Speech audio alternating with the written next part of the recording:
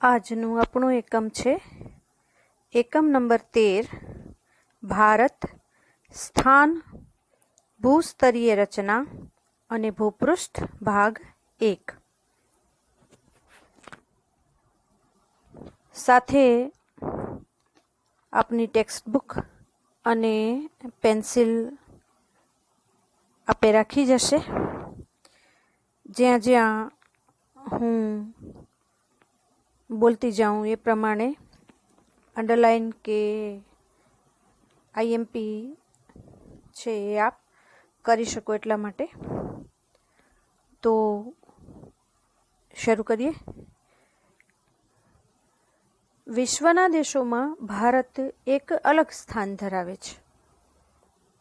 એની સંસ્કૃતિ પ્રાચીન છે અને એ વિશ્વનો લોકશાહી ધરાવતો સૌથી મોટો દેશ છે। ભારતની અંદર જમ્મુ કાશ્મીરથી લઈને કન્યાકુમારી અને ગુજરાતથી લઈ અને અરુણાચલ પ્રદેશ સુધી કેટલાય ધર્મ, કેટલીય ભાષાઓ અને કેટલીય જાતિઓ વસે છે। આપણે કોઈ જાતિ, કોઈ ધર્મ, કોઈ પ્રજા એને નકારી નથી, બધાને આવકાર્યા છે। આવકાર્યા છે એટલું જ નહીં, પણ બધા પ્રત્યે સમભાવ રાખી એના સારા સારા લક્ષણોને આપણે સ્વીકાર્યા પણ છે।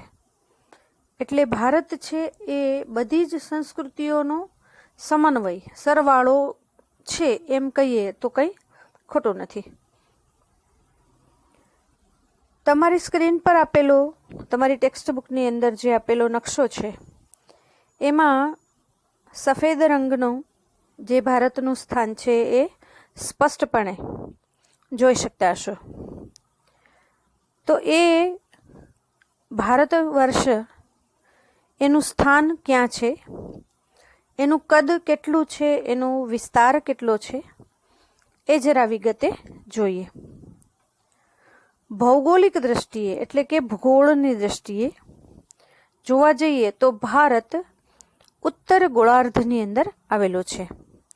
એટલે એન્ટાર્કટિકા નીચે જે યલો ભાગ છે એનાથી ઉત્તર બાજુએ એ આવેલો છે અને એશિયા ખંડ જે છે એના દક્ષિણ ભાગમાં છે। તો તમારા નકશાની અંદર આપેલું છે એશિયા ખંડ જુઓ, ડાર્ક ગ્રીન કલરનું, હા, એના દક્ષિણ ભાગમાં છે। ભારતના મુખ્ય ભૂમિખંડનો વ્યાપ 8.4 થી 37.6 ઉત્તર અક્ષાંશ વૃત્ત અને 68.7 થી 97.25 પૂર્વ રેખાંશ વચ્ચે આવેલો છે। એટલે ઉપર જે અક્ષાંશ આડા ને રેખાંશ ઊભા જે આંકડાઓ આપેલા છે એ જ્યારે તમે નિરાતે જોશો ત્યારે એનો તમને ખ્યાલ આવશે। આ જે અંક છે એના નીચે અંડરલાઈન કરવાની છે। ભારતના મુખ્ય ભૂમિખંડનો વ્યાપ, એના જે અંક છે અક્ષાંશ અને રેખાંશના એના નીચે, હા। ભારતની મધ્યમાંથી કર્કવૃત્ત પસાર થાય છે જે 23.30 ઉત્તર અક્ષાંશ વૃત્ત પર આવેલ છે। દેશને તે 2 ભાગોમાં વિભાજિત કરેલ છે। આ લાઈન નીચે પણ અંડરલાઈન કરવાની છે, એ આઈએમપી છે। ભારતની મધ્યમાંથી શું પસાર થાય છે? કર્કવૃત્ત। એ કેટલા ઉત્તર અક્ષાંશ વૃત્ત પર છે? 23.30 અને દેશને બરાબર 2 ભાગમાં વિભાજિત કરે છે। જો ઉત્તર પેસિફિક મહાસાગર એની પાસેની જે લાઈન છે એ જુઓ, બરોબર ભારતની મધ્યમાંથી એ પસાર થાય છે, જે પાછળના નકશામાં પણ આપેલી છે। જ્યારે આપણે પેજ ફેરવીશું ત્યારે એ આરામથી તમે જોઈ શકશો। તેનો ઉત્તર ભાગ પૂર્વ પશ્ચિમ દિશામાં વધુ ફેલાયેલો છે। ઉત્તર ભાગની અંદર વિશાળ વિશાળ મેદાનો છે, ગંગા, યમુના, બ્રહ્મપુત્રા, આ બધી મોટી મોટી નદીઓએ જે મેદાન બનાવ્યા છે એ, અને હિમાલયની મોટી પર્વત શ્રેણી છે। કર્કવૃત્તથી દક્ષિણે આવેલું ક્ષેત્ર એટલે કે જે દક્ષિણ ભારતનો ભાગ છે એ ત્રિકોણ જેવો આકાર ધરાવે છે, એ નકશાની અંદર જોઈ શકાશે। દક્ષિણ જતા જતા ભારતનો જે ભૂભાગ, જમીનનો ભાગ છે એ સાંકડો થતો જાય છે અને મોટે ભાગે એ દ્વીપકલ્પ છે। દ્વીપકલ્પનો અર્થ શું છે કે જેની 3 બાજુએ પાણી છે અને વચ્ચે જમીન છે, એક બાજુ જમીન છે। તો જો ભારતનો નકશો આપણે જોવા જઈએ તો ભારતની ગુજરાતની બાજુએ અરબ સમુદ્ર છે, કેરળથી નીચે દક્ષિણમાં હિન્દ મહાસાગર છે અને પશ્ચિમ બંગાળ એટલે કે ભારતની જે પૂર્વ બાજુ છે એ પૂર્વ બાજુએ પશ્ચિમ બંગાળની ખાડી એટલે કે 3 ભાગ પાણી અને 1 ભાગ જમીન આવેલી છે. મુખ્યત્વે દ્વીપકલ્પીય જે આ ઉચ્ચ પ્રદેશો છે એમાં પૂર્વ અને પશ્ચિમના સાંકડા સાંકડા ટૂંકા ટૂંકા મેદાનો છે એ આવેલા છે. ભારતનું અક્ષાંશ અને રેખાંશી વ્યાપ છે બંને લગભગ સરખા છે. કાશ્મીરથી કન્યાકુમારી ઉત્તર દક્ષિણ લંબાઈ આ લાઈન નીચે અંડરલાઈન કરવાની છે. એ લંબાઈ છે 3214 કિલોમીટર અને પશ્ચિમે ગુજરાતથી શરૂ કરી અરુણાચલ પ્રદેશ સુધીનો વિસ્તાર 2933 કિલોમીટર છે. આ લાઈન નીચે પણ અંડરલાઈન કરવાની છે. એટલે તમને પ્રશ્ન પૂછાય કે કાશ્મીરથી કન્યાકુમારી સુધી ઉત્તરથી દક્ષિણ ભારતની લંબાઈ કેટલા કિલોમીટર છે? તો 3214 અને પૂર્વથી પશ્ચિમ પશ્ચિમથી પૂર્વ 2933 કિલોમીટર. એટલે આ અંતરના તફાવતને કારણે પૂર્વ અને પશ્ચિમ એટલે કે જે રેખાંશીય તફાવત છે પૂર્વથી પશ્ચિમનો, એ પૂર્વથી પશ્ચિમ આવેલા દૂર દૂરના સ્થળો જે છે એના સ્થાનિક સમયની અંદર 2 કલાકનો તફાવત છે. આપણે સાંભળ્યું હશે કે એક દેશનો ઘડિયાળ છે એ આપણા કરતાં પાછળ છે, કોઈ દેશની આપણા કરતાં આગળ છે, પણ ભારતનો પોતાનો જ ભાગ પૂર્વથી પશ્ચિમથી જે પૂર્વ છે એ એટલો લાંબો છે કે એના એક છેડાથી બીજા છેડા સુધીના સમયગાળામાં પણ 2 કલાકનો તફાવત છે. એટલે કે અરુણાચલ પ્રદેશની અંદર જ્યારે સૂર્યોદય થાય એટલે કે ભારતના પૂર્વ ભાગમાં જ્યારે સૂર્યોદય થાય એ સમયે પશ્ચિમમાં એટલે કે ગુજરાતની અંદર હજુ રાત બાકી હોય છે, 2 કલાક બાકી હોય છે. માનો કે 6 વાગે સૂર્ય ઉગતો હોય તો 6 વાગે અરુણાચલ પ્રદેશમાં સવાર છે એનું અજવાળું ફેલાઈ ગયું હોય, જ્યારે આપણે ત્યાં હજુ 4 સાડા 4 વાગ્યા હોય એટલે હજુ રાત બાકી હોય. આમ ભારત છે એના 2 છેડા વચ્ચેના સમય છે એમાં તફાવત છે. હવે એવું જો કરવામાં આવે તો દરેક રાજ્યની વચ્ચે સમયનો તફાવત મળવા માંડે. તો એના માટે થઈ અને ભારતના હવામાન વિભાગે એક ચોક્કસ જગ્યા એવી નક્કી કરેલી છે કે એ જગ્યાએ જે સમય હોય એ જગ્યાનો સમય આખા દેશની ઘડિયાળો છે એ બતાવે. બરાબર? તો હવે એ નીચેની લાઈનમાં આપેલું છે એમાં અંડરલાઈન કરો. ભારતના પ્રમાણ સમયની રેખા 82.30 પૂર્વ રેખાંશ વૃત્ત છે જે 5 રાજ્યોમાંથી પસાર થાય છે. 82:30 એ પૂર્વ રેખાંશ વૃત્ત છે અને જે 5 રાજ્યોમાંથી પસાર થાય છે. આ રાજ્યોનો જે આ લાઈન જ્યાંથી પસાર થાય છે એનો જે સમય છે એ આખા દેશની ઘડિયાળો છે એ એક સાથે બતાવે છે. જો પાછળના પાના પર આપેલો નકશો છે એનો વ્યવસ્થિત રીતે અભ્યાસ કરો તો એમાં પશ્ચિમથી પૂર્વ રેખાંશ અક્ષાંશ એ પ્રમાણ સમય રેખા એના પસાર થવાની જગ્યા અને આસપાસના આપણા જે ભૂમિ ભાગો છે, આજુબાજુના રાજ્યો છે, આજુબાજુના દેશો છે અને ભારતનો જે પાણીનો ભાગ છે અરબી સમુદ્ર, હિન્દ મહાસાગર, બંગાળની ખાડી, એ બધું બહુ વ્યવસ્થિત રીતે એમાં દર્શાવવામાં આવ્યું છે. એમાંથી જે ટૂંકા ટૂંકા પ્રશ્નો છે એ પૂછી શકાય. આમ જોઈએ તો ભારતનો કુલ વિસ્તાર છે એ 32.8 લાખ ચોરસ કિલોમીટર છે અને ક્ષેત્રફળની દ્રષ્ટિએ ભારતનું વિશ્વમાં 7મું સ્થાન છે. આ લાઈન નીચે અંડરલાઈન કરજો. ક્ષેત્રફળની દ્રષ્ટિએ ભારત કેટલામા ક્રમે આવે છે? 7મા ક્રમે. અને એવું નથી કે ભારત 7મા ક્રમે આવે છે તો એનો મતલબ તો એમ થયો ને કે એનાથી 6 હજી વધારે મોટા દેશો છે. તો કયા કયા દેશો છે? એમાં રશિયા આવે છે, કેનેડા આવે છે, યુએસ આવે છે, ચીન આવે છે, બ્રાઝિલ આવે છે અને ઓસ્ટ્રેલિયા આવે છે. એટલે વિશ્વનો જે નકશો છે, જે જમણી બાજુ છે, એમાં તમે આ બધા જે દેશો છે એનું સ્થાન જોઈ શકશો.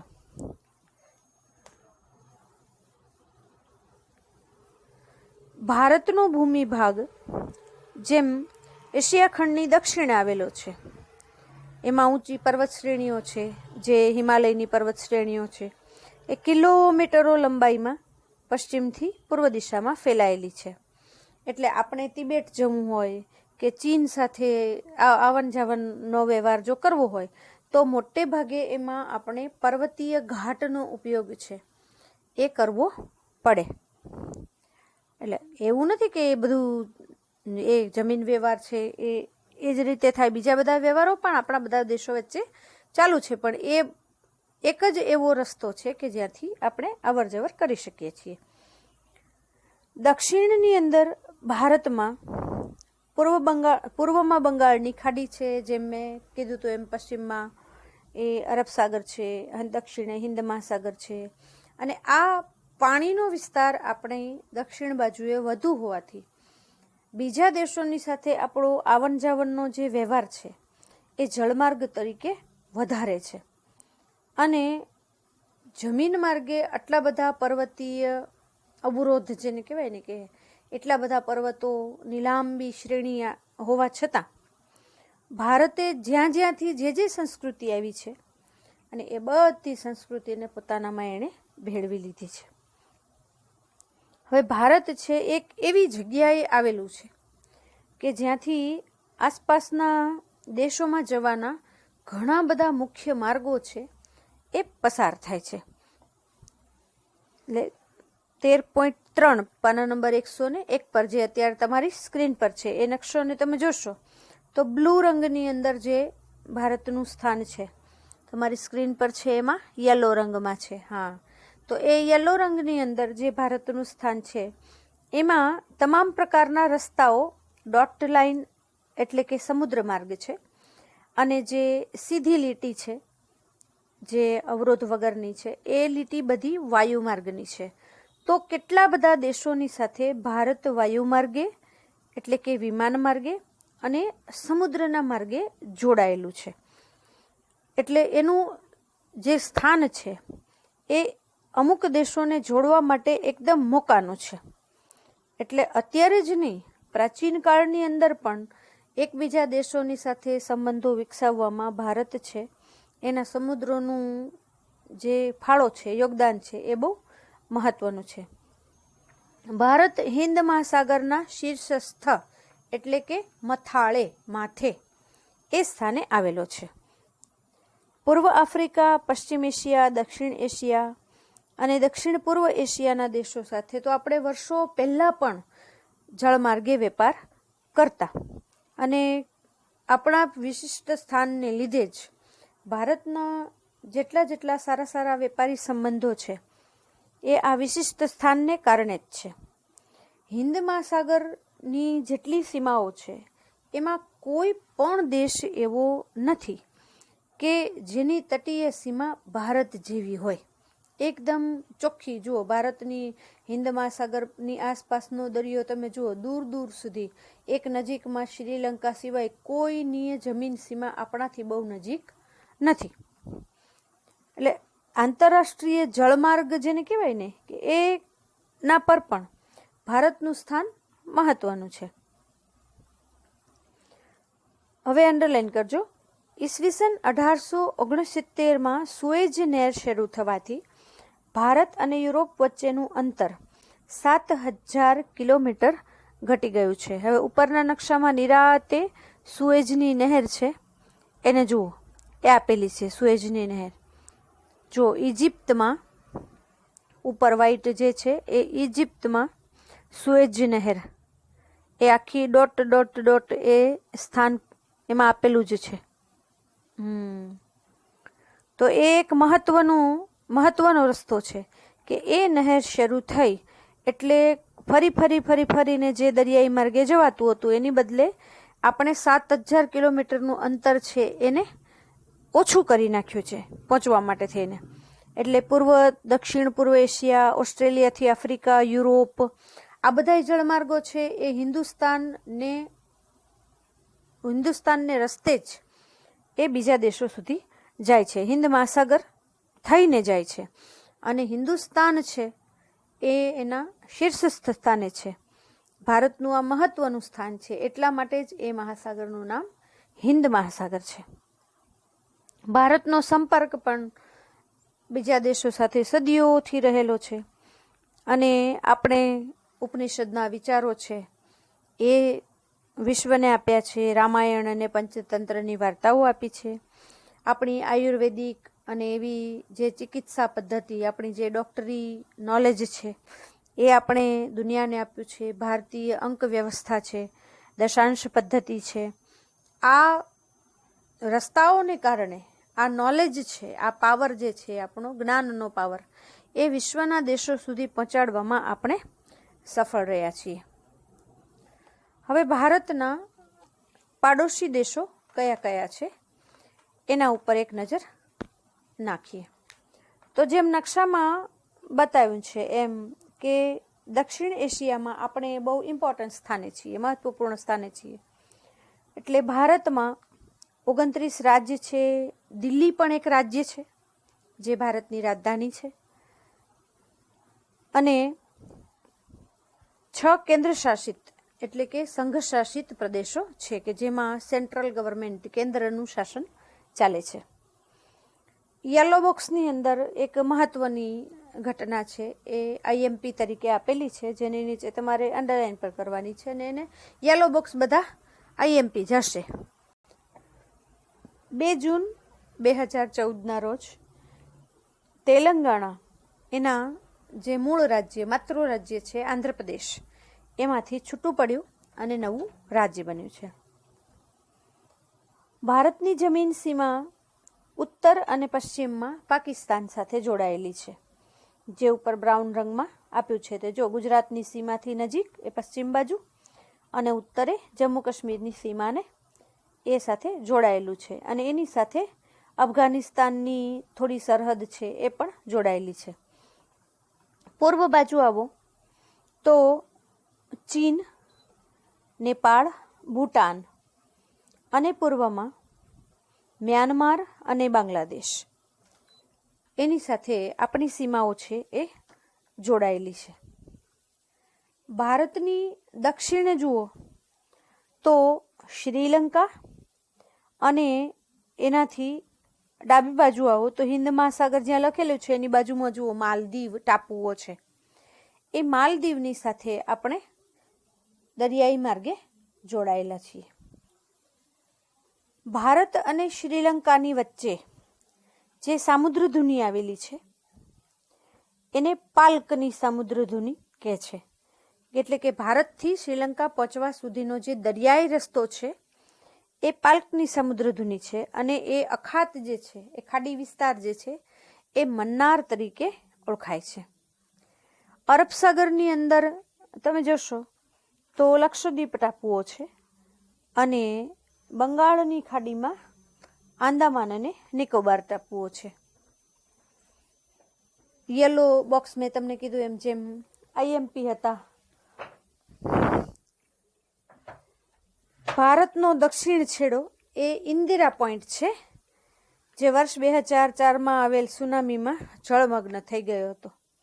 એટલે કે જળમાં ડૂબી ગયો હતો. ને ભારતની જે દક્ષિણ કિનારો છે આમ તો કહેવાય છે કે કન્યાકુમારી સુધી છે, પણ એ જે ઇન્દિરા પોઈન્ટ છે જે એકદમ આપણો દક્ષિણ કિનારો હતો એ સુનામીમાં એકદમ ડૂબી ગયો હતો. અને આંદામાન નિકોબારના કેટલાક ટાપુઓ છે એ પણ એ સુનામી વખતે ડૂબી ગયેલા. અને સુનામી એવી કુદરતી આફત છે કે અચાનકથી દરિયાનું પાણી છે એ એકદમ સપાટીથી દૂર જવા માંડે અને લોકોને થાય કે ભાઈ સમુદ્ર છે તો એનો કિનારો વધવા માંડ્યો, પાછળ જવા માંડ્યો, પણ એવું નથી હોતું. એ એવી કુદરતી પ્રક્રિયા છે કે જેટલી ઝડપથી એ તટીય પ્રદેશ દેખાવા માંડે છે એના કરતાં 100 ગણી ઝડપે પાણી છે એ પાછો વળતો હુમલો કરે છે. આ જે પ્રક્રિયા છે એ સુનામી તરીકે જાણીતી છે.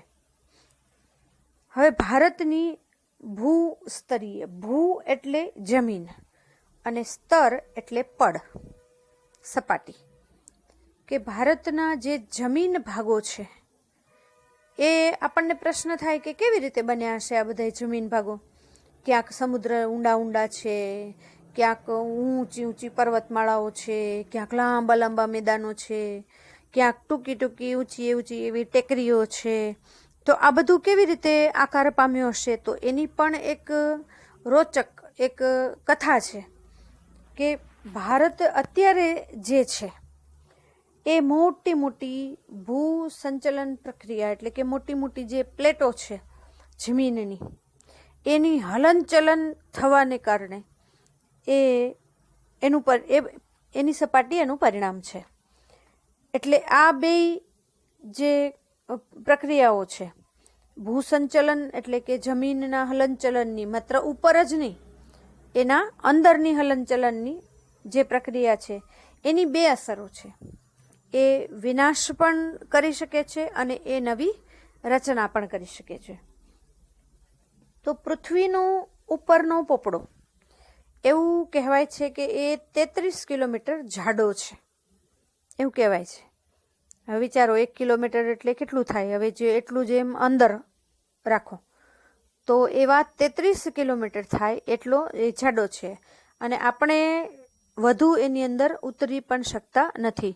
લગભગ 8 કિલોમીટર સુધી જે ખાણો દક્ષિણ આફ્રિકામાં અને ત્યાં ખોદવામાં આવી છે, 8 કિલોમીટર જેટલું આપણે ઊંડે જઈ શકીએ છીએ. એમાંય પણ ખૂબ ગરમી, ખૂબ પાણી, એનો બધાનો સામનો કરવો પડે છે આપણે. એટલે બહુ આધુનિક યંત્રો થકી આપણે ત્યાં સુધી માંડ માંડ જઈ શક્યા છીએ. પછીથી આપણે આગળ જઈ શકતા નથી, કારણ કે જેમ જેમ નીચે જાય એમ ગરમી વધતી જાય છે. અને સૌથી નીચે જે લાવારસ, મેગ્મા, જ્વાળામુખીનો જે ભાગ છે એ આવેલો છે, એટલે આપણે એ ગરમી સહન કરી શકીએ એમ નથી. એટલે એ 33 કિલોમીટરનો જે પોપડો છે, હવે એમનેમ તો નહીં જમા થયો હોય, એની નીચે રહેલા એસ્થેનોસ્ફિયરના અર્ધદ્રવિત ખડકની ઉપર તરી રહ્યો છે.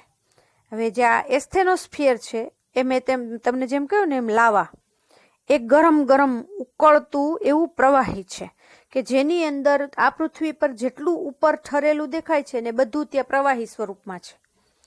એ પ્રવાહી સ્વરૂપ છે એની ઉપર અર્ધદ્રવિત, અડધો ઓગળેલો, એના ઉપર આ પૃથ્વીનો પોપડો, જેમ આપણે ત્યાં દૂધ આવે ઘાટું એકદમ ફૂલ ક્રીમ મિલ્ક હોય, હવે એને આપણે ગરમ કરીએ તો નીચે નીચે ગરમ દૂધ અને પછી ઉપર કેવી જાડી જાડી મલાઈ જામી જાય, જેમ ઠંડુ થાય એમ આ જે પૃથ્વીનો ભાગ છે એ જ્યારે છૂટો પડ્યો સૂર્યને એ બધા ગ્રહમાળાઓમાં, ત્યારે એ ભાગ અત્યંત ગરમ હતો. પછી જેમ જેમ એનું ઉપરનું પડ ઠરતું ગયું એમ એમ એ મલાઈની જેમ જામી ગયું.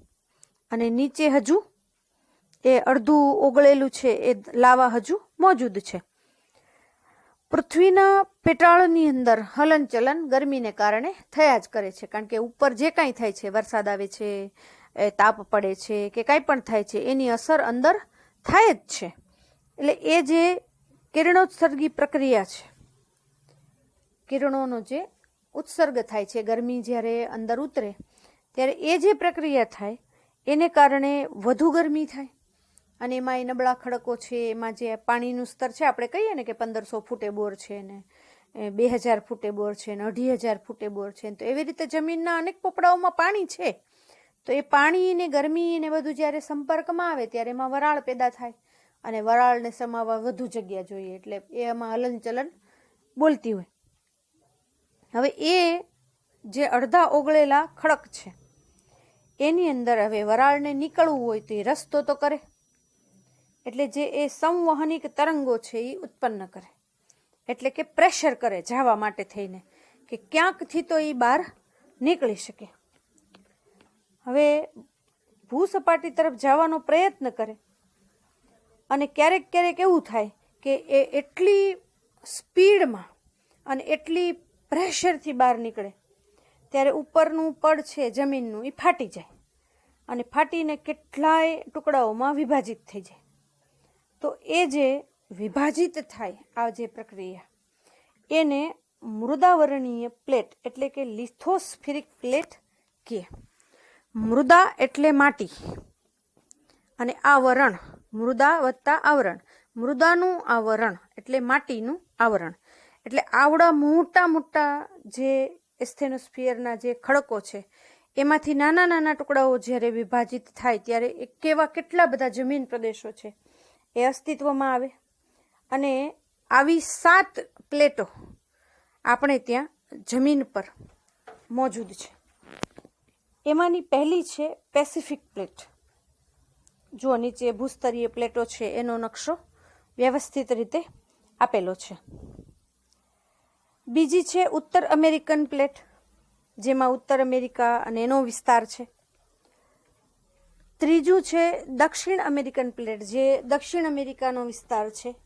એ યુરેશિયન એટલે કે યુરોપ અને એશિયા એ બંનેનો સંયુક્ત જમીન ભાગ છે તે.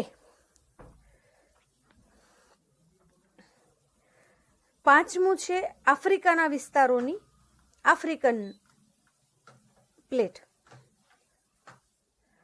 છઠ્ઠું છે ઇન્ડો ઓસ્ટ્રેલિયન એટલે કે જે ઓસ્ટ્રેલિયાની સાથે જેટલા ભૂમિભાગો છે એ એશિયાના જોડાયેલા છે એ વિસ્તાર. અને સાતમું એન્ટાર્કટિક પ્લેટ એટલે એવો વિસ્તાર કે જ્યાં મોટે ભાગે માનવ વસ્તી નથી પણ અતિશય બરફ ને ઠંડુ એવું પ્રદેશ ધરાવતો એ વિસ્તાર છે. આ પ્લેટો એકબીજાથી ઘણી બધી જગ્યાએ દૂર જઈ રહી છે.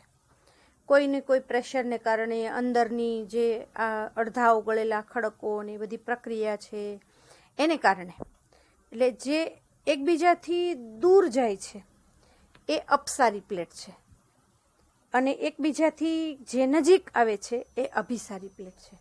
હવે તમને આ પેરેગ્રાફની અંદરથી ઇમ્પોર્ટન્ટ પ્રશ્નો કયા પૂછાઈ શકે? તો 7 ભૂસંચલનીય પ્લેટો એટલે કે જે તકતીઓ છે એ કઈ? તો એ 7 પ્લેટ પૂછાઈ શકે. પછી મૃદાવરણીય પ્લેટ કોને કહેવાય એ પૂછાઈ શકે. અને આ 2 વ્યાખ્યા એટલે કે અપસારી પ્લેટ એટલે શું અને અભિસારી પ્લેટ એટલે શું એના નીચે અંડરલાઈન કરી દો. એ મોસ્ટ ઇમ્પોર્ટન્ટ છે. બરોબર? તો હું ફરીવાર બોલું છું.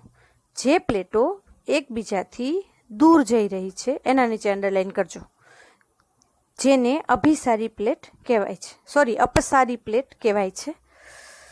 અને જ્યારે કેટલીક પ્લેટો એકબીજાની નજીક આવી રહી છે તેને અભિસારી પ્લેટ તરીકે ઓળખાય છે. થઈ ગઈ અંડરલાઈન? હા.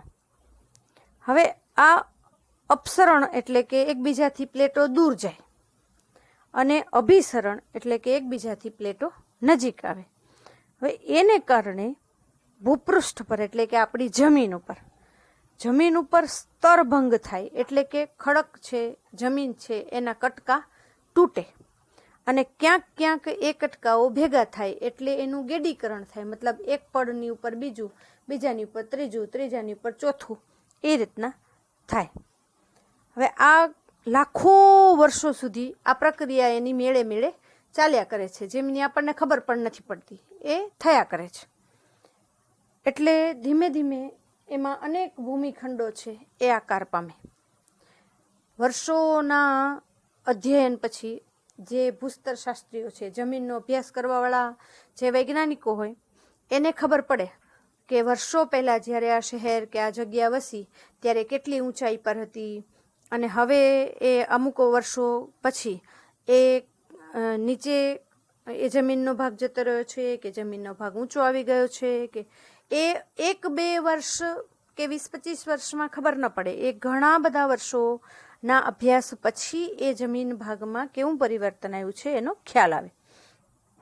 એ ઘણી બધી વખત એકબીજાનીથી દૂર દૂરની દિશામાં જ્યારે આ પ્લેટો ખસતી હોય ત્યારે ભૂકંપની જે પ્રક્રિયા છે એ સર્જાય, ક્યારેક જ્વાળામુખી પ્રક્રિયા છે એ સર્જાય અને એ જે આ પરસ્પર પ્રતિક્રિયા થાય છે કે અભિસારી પ્લેટોની કે અપસારી પ્લેટોની, તો એ ભૂકંપ માટે કે જ્વાળામુખી માટે આ બધી પ્લેટો એના માટે જવાબદાર છે.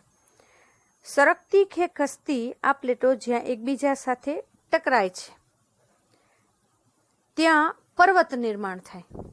એટલે આપણે જે કંઈ આ પર્વતો જોઈ રહ્યા છીએ અત્યારે, હિમાલયથી લઈને ગિરનાર પર્વત સુધીના, તો એ કંઈ કોઈએ ઉપાડીને એકબીજા ઉપર પાણા નથી ચડાવ્યા. એ આ જ તકતીઓ છે એને એકબીજા સાથે ટકરાવાનું પરિણામ છે કે જે પર્વત નિર્માણનું કારણ બને છે. પ્લેટો જ્યાં એકબીજાથી દૂર ખસે છે. હવે વિચારો કે તમારા હાથની અંદર 2 પાના છે. હવે 2 પાના છે એ એકબીજાની સાથે, તમે જેમ તમારી ચોપડીના 2 પાના છે એમ બે પાના હોય. હવે 2 પાનાને તમે એકબીજાથી દૂર ખસેડો તો વચ્ચે જગ્યા થાય. હા, તો એ જગ્યા જે થાય એ ભૂમિખંડમાં હોય તો મોટા મોટા એમાં ફાટ પેદા થાય, ખીણો પેદા થઈ જાય. અને મહાસાગર છે એની વચ્ચે જગ્યા થાય તો એ પાણી છે એ અંદર ઉતરે અને અંદરનો જમીન ભાગ છે એ બહાર આવે કે ટાપુનું સર્જન થાય. ઘણી વખત જોઈએ જ ને આપણે કે જે મહાસાગરની અંદર કેવું હોય કે ભાઈ દ્વારકા છે અત્યારે, તો આપણે ત્યાં હોડી લઈને જઈએ છીએ ને, બેટ દ્વારકા જ્યારે જવું હોય ત્યારે, તો એ બેટ શું છે? તો એ આ જ રીતનું પરિણામ છે કે જમીન ભાગ છે એ ઉપર આવ્યો અને એની આસપાસ પાણી એમને રહી ગયું. તો મોટે ભાગે આવું નિર્માણ છે એ સતત થયા કરે છે. એટલે મોટે ભાગે એ ભૂમિખંડો છે એ હંમેશા ખસતા રહે છે. એટલે જ્યાં જ્યાં આવા ખસતા કે એકબીજાની સાથે ભેગા થતા જે જમીનના ટુકડાઓ છે એનું પરિવર્તન, એની પ્રક્રિયા સતત ચાલુ હોય, આ બધી પ્લેટો છે એ રૂપાંતરિત પ્લેટો છે. મતલબ કે એક રૂપમાંથી બીજા રૂપની અંદર એ પરિવર્તન પામતી રહેતી હોય છે.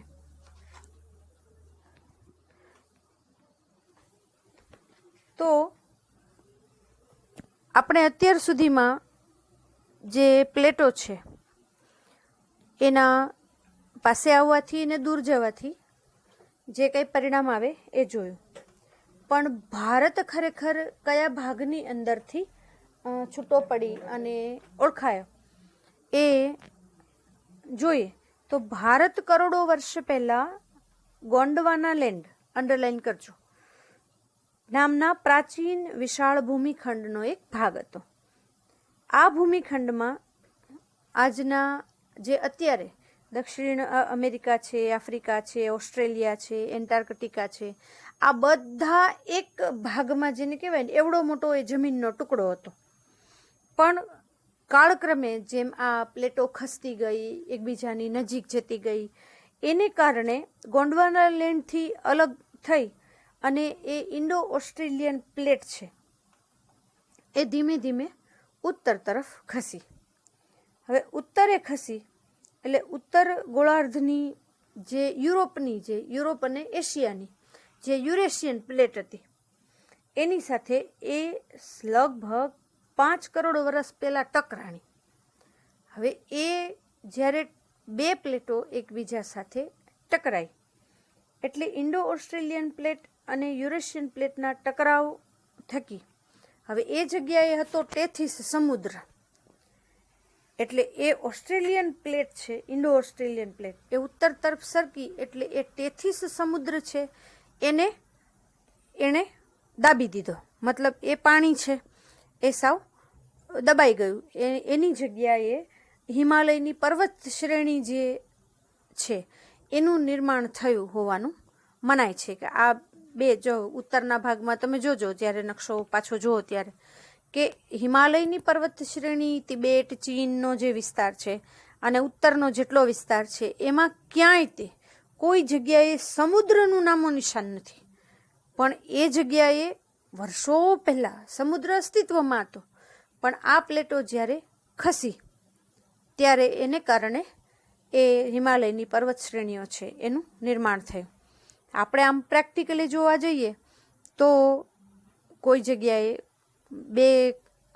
તમે કોઈ પણ લાકડાના કે માટીના 2 ટુકડા રાખો, વચ્ચે પાણી છે એ ભરી રાખો અને નીચેનો એક ટુકડો છે એને પાણી તરફ છે એ ધક્કો મારો તો પાણી એકબીજાથી બે ભાગની અંદર વહેંચાઈ જાય અને 2 જમીનના ટુકડાઓ ભેગા થાય એટલે સ્વાભાવિક છે એ ઊંચાઈ પકડી જ લે. તો આ એક એવી પ્રક્રિયા થઈ કે જેને કારણે હિમાલયની લાંબી પર્વત શ્રેણી છે એનું નિર્માણ થયું.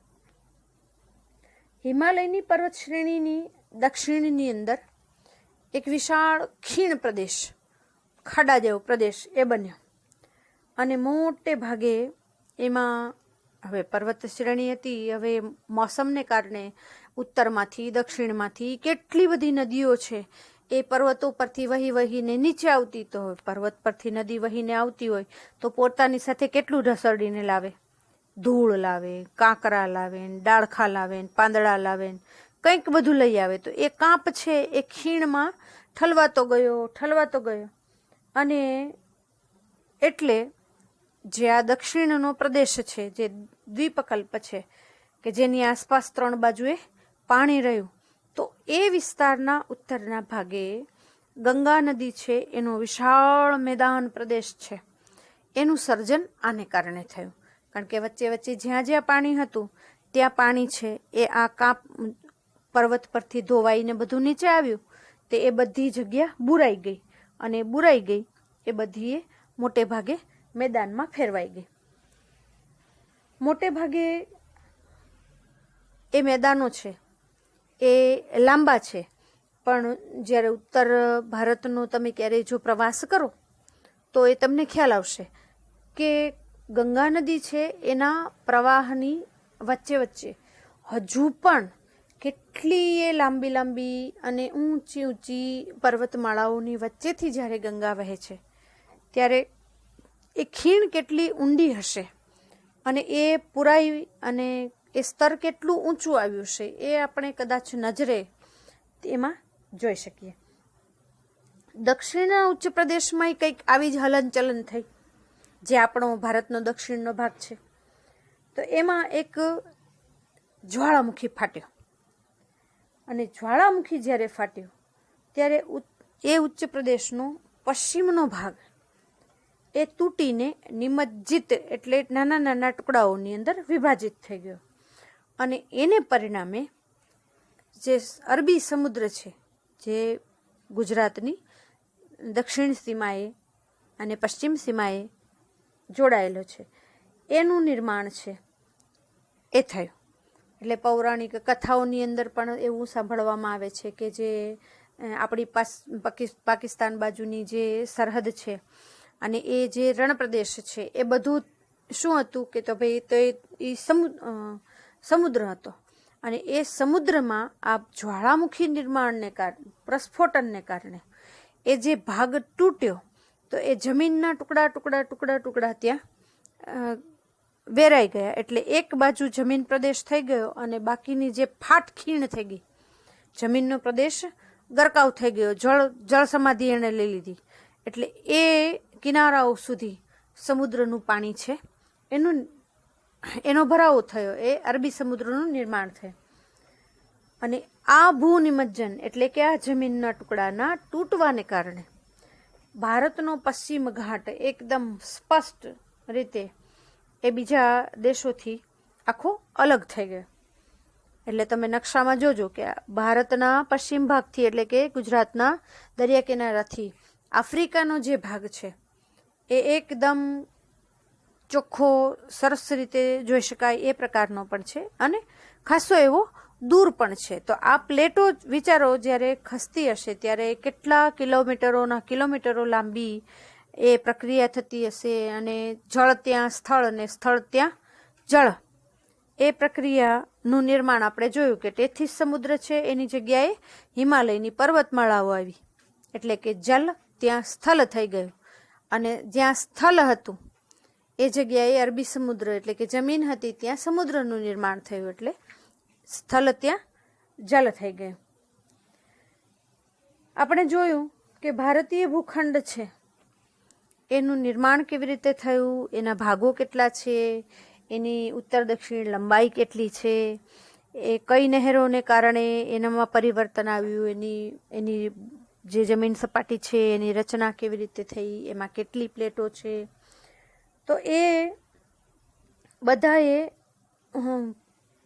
જે પોઈન્ટ્સ છે એનો તમે ફરી એક વખત અભ્યાસ કરજો. અનુકૂળતાએ ધીરે ધીરે એક પોઈન્ટ વાઇઝ આ ઓડિયોને તમે વારે સાંભળી શકશો તમારી અનુકૂળતાએ. તો એ સાંભળીને સ્વાધ્યાયના જે નાના મોટા પ્રશ્નો જે છે એનું તમે આરામથી જવાબો છે એ લખી શકશો. ભારતના પૂર્વ ગોળાર્ધમાં મોકાનું સ્થાન છે તો શા માટે છે? તો કે ભાઈ બધા જે વાયુમાર્ગ છે કે ઘણા બધા જળમાર્ગો છે એ ભારત થઈને જ જાય છે એટલા માટે. વૈવિધ્યસભર ભૂપૃષ્ઠ શા માટે છે એનું? કે ભાઈ એમાં અભિસારી પ્લેટો પણ છે, અપસારી પ્લેટો પણ છે કે જે પ્લેટોના ટકરાવાથી તેથી સમુદ્રની જગ્યાએ હિમાલયનું નિર્માણ થયું અને અરબી સમુદ્ર છે એનું નિર્માણ થયું ભૂ જ્વાળામુખી પ્રસ્ફોટનને કારણે. પછી આપણો આંતરરાષ્ટ્રીય વેપાર શા માટે સરળ છે? તો આપણે લાંબો દરિયા કિનારો ધરાવીએ છીએ, બધા દેશો સાથે આપણે વાયુમાર્ગે જળમાર્ગે જોડાયેલા છીએ. પછી સુએજ નહેર છે એને થવાથી 7,000 કિલોમીટરનું અંતર આપણે ઓછું કરી નાખ્યું છે. એટલે આપણો વેપાર છે એ રીતે સરળ છે અને આપણે લગભગ ઘણા બધા દેશોના વેપારના રસ્તાની એકદમ વચ્ચે જ મધ્યમાં આવીએ છીએ એટલા માટે.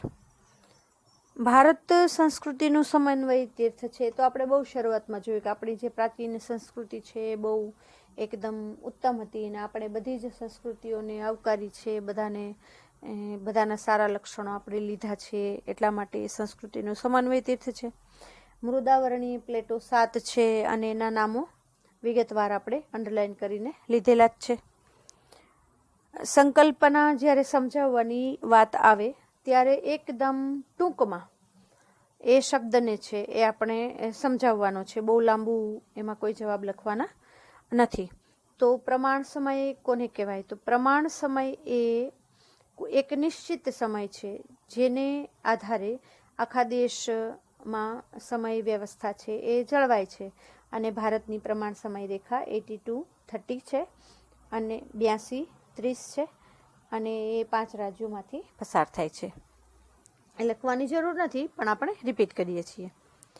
કર્કવૃત્ત એ 23-30 પર આવેલું છે અને એ કર્કવૃત્ત છે. કર્કવૃત્ત 23-30 ઉત્તર અક્ષાંશ વૃત્ત છે.